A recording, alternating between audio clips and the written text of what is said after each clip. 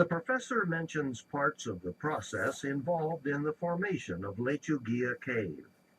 Indicate which of the statements below describe part of the process.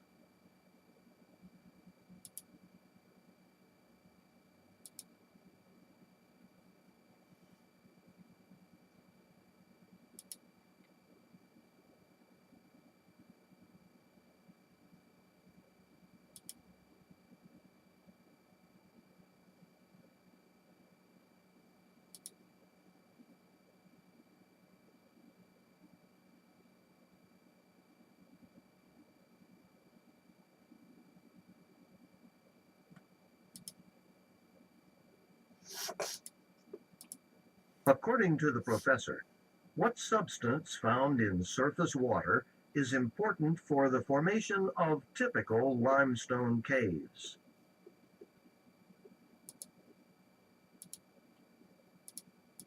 What does the presence of gypsum in Lechuguilla Cave indicate?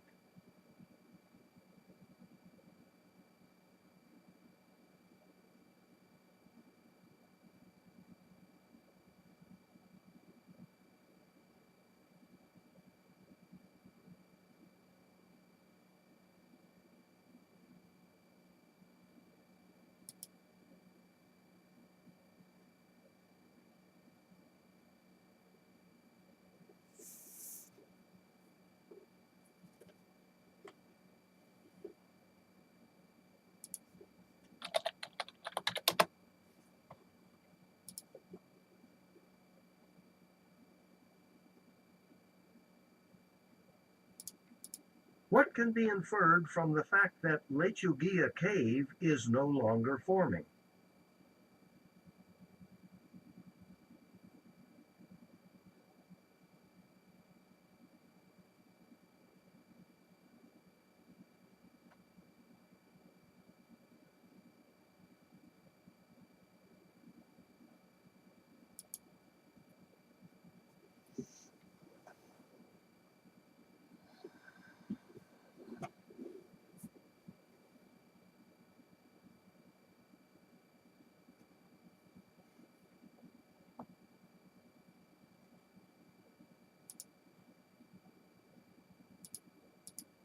What does the professor mean when he says this?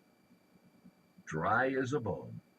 Well, that might be a bit of an exaggeration, but it's safe to say that it's sulfuric acid and not moving water that formed Lechuguilla Cave.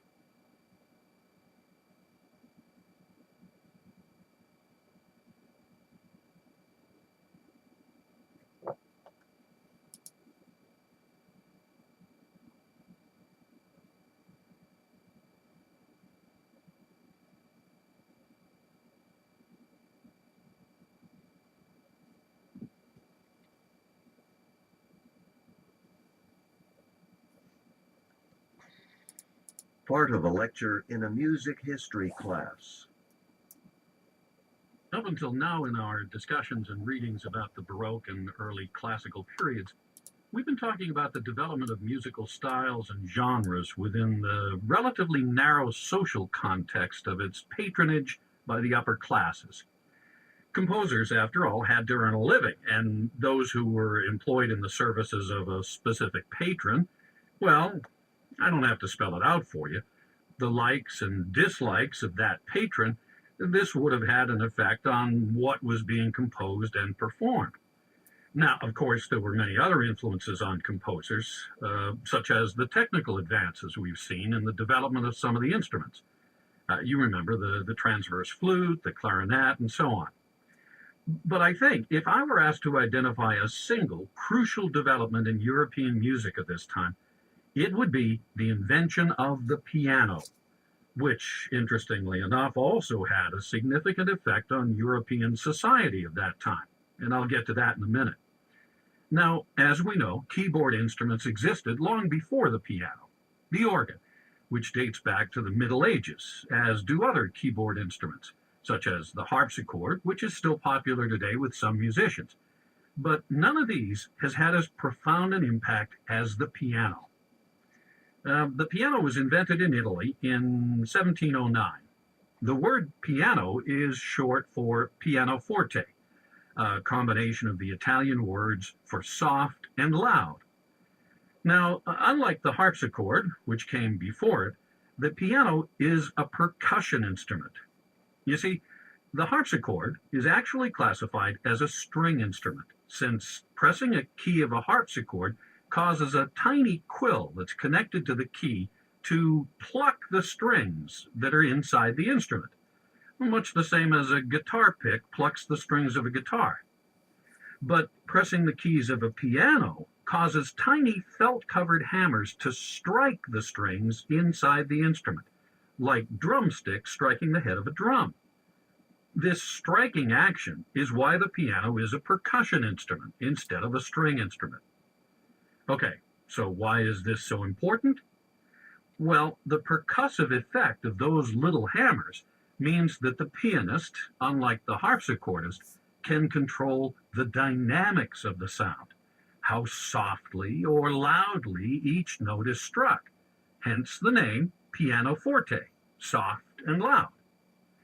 Now, artistically, for both composers and performers, this was a major turning point.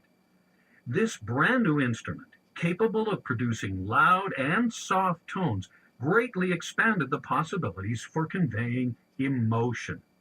This capacity for increased expressiveness, in fact, was essential to the romantic style that dominated 19th century music. But I'm getting ahead of myself. Before we get back to the musical impact of this development, I want to take a look at the social impact that I mentioned earlier. Now, in the late 1700s and the early 1800s, the development of the piano coincided with the growth of the middle class in Western Europe. Of course, folk music, traditional songs and dances had always been part of everyday life. But as mass production techniques were refined in the 19th century, the price of pianos dropped to the point that a larger proportion of the population could afford to own them. As pianos became more available, they brought classical music, the music which previously had been composed only for the upper classes, into the lives of the middle class people as well. One way in particular that we can see the social impact of this instrument is its role in the lives of women of the time. Previously, it was quite rare for a woman to perform on anything but maybe a harp, or maybe she sang. But suddenly, in the 19th century, it became quite acceptable, even to some extent almost expected, for a middle-class European woman to be able to play the piano. Partly because among upper middle-class women it was a sign of refinement, but it was also an excellent way for some women to earn money by giving piano lessons. And some women, those few who had exceptional talent and the opportunity to develop it, their lives were dramatically affected. Later, we'll be listening to works by a composer named Robert Schumann.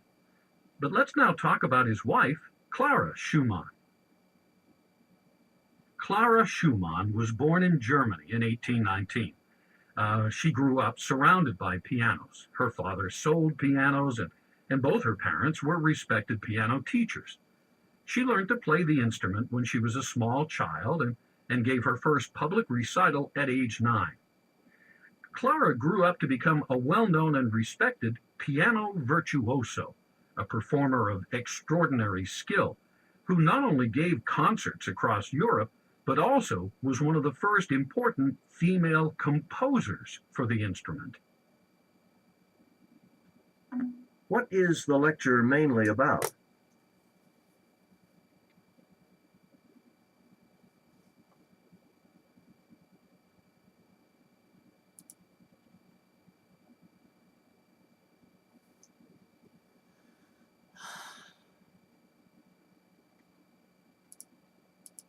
What does the professor